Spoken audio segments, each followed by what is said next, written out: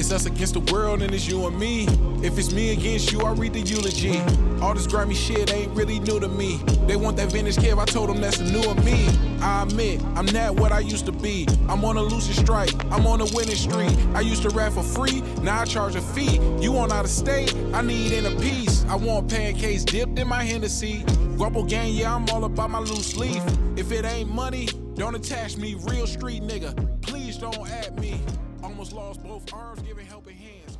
All over the world, those who know you and who don't. Who is Richkid Kevo? Richkid Kevo is an entrepreneur. Richkid Kevo is a family man. Richkid Kevo is a damn good friend. Richkid Kevo is everything, man. We here. Okay. I see you have your hands in a lot of different endeavors. Talk to us a little bit about what you've been doing over the last 10 years. Man, music is a passion of mine. Always has been, always will be, regardless if I make money off of it or not. Find your passion, man, and try to make some bread off of it. Another thing that we've been doing is Rich Kids Clothing. It's been around for a minute. But within the last 5 years, really 3-4 years, we tapped in with that juice market, the food and beverage market, man, which actually changed the game for me, man, changed my life. How much time does it take? Or what does it take to make these type of things happen for an everyday individual? I want to say this, bro. People always say that they want to start a business. We tired of working a job. They got to understand, the job is just 8 hours a day. That's 40 hours a week. When you step into the business of an entrepreneur, that's daily, bro. That's 24/7 out the day, bro. So people really had to grasp the concept, like, you're working 24/7, man. This ain't no 40 hours a week, man. It's way more than 40 hours a week. It's a lifestyle. The shit that I'm doing is a lifestyle, man. Don't get into it if you ain't ready for it. So if I'm not mistaken, I believe me and you met in 2009. I think it was like a EMT, or you was driving a fucking ambulance truck or something like that. Hey, you know what I'm saying? But people see you on social media and they're inspired by you, and they see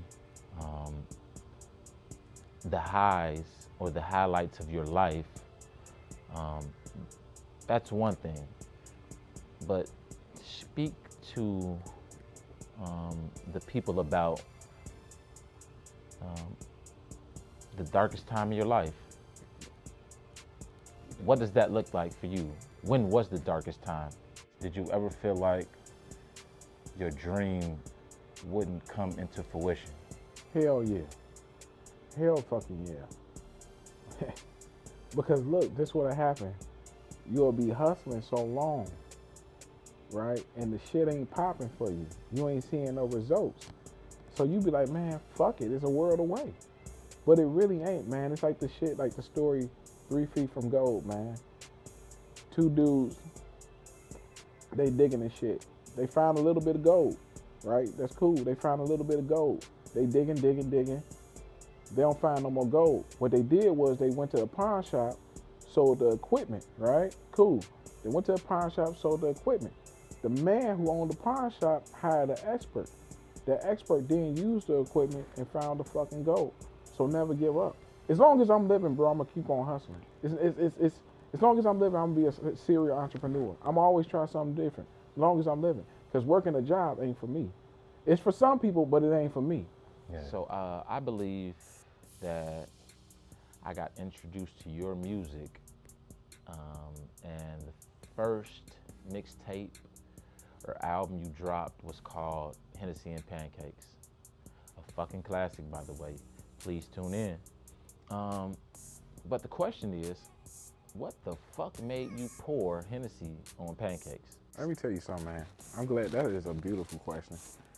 Dude, eating pancakes in my house was only on Saturdays. It wasn't like an everyday damn thing, bro. So it was real special to me, man. And pancakes, man, I love pancakes, man. But I love Hennessy too.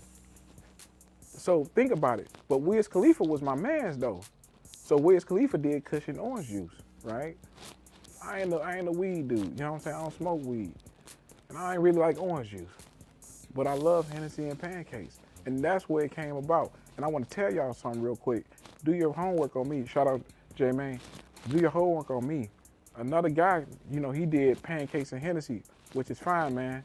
But that charged me into the game when he took that shit, it let me know about trademarking and copyright. It charged me into the game. So when you put that work of art out there, be careful because it is people watching what you're doing. You think that they're not watching. You think, oh, I only got 500 followers on Instagram. No, these people are definitely watching, bro. They will take your shit. And, but other than that, man, it was a lifestyle. That's a real lifestyle, man. I'm drinking Hennessy right now. I still indulge in pancakes. We might indulge with some pancakes right after this. Who knows? It is what it is. Okay, and the follow-up question is for that, why the fuck do you drink so much? Next. Right. Why do you drink so much? The shit's therapeutic, man, to be real with you. Mental health in the community is not looked upon in the correct way. The community doesn't know the right way to handle mental health. So, unfortunately, in the urban areas, you have liquor stores, right? You have other pharmaceutical companies in the area that's making it easy to access a quick getaway. And that's how I started indulging with Hennessy and other products. Good. So you started indulging in Hennessy as a getaway. Yeah. And that's understandable because a lot of people do it and a lot of people don't. What do you see as a getaway moving forward? Working, staying busy, drinking more. The shit is a lifestyle, man. It is what it is, man. The shit is really a lifestyle, man. Shout out to Bernard Arnault. And I said his name correctly. That is the chairman of fucking Hennessy, and they don't even fucking know that. They don't, at least if you're gonna drink some shit, know where the fuck it's coming from, people. Am I looking at the right camera? Drink some shit, know where the fuck it's coming from. Yeah. Pig. Bernard Arnault. So moving forward, what is the type of world that Richkid Kevo would want to bring to fruition? The thing about the future, man, that shit is scary. Cause you never know.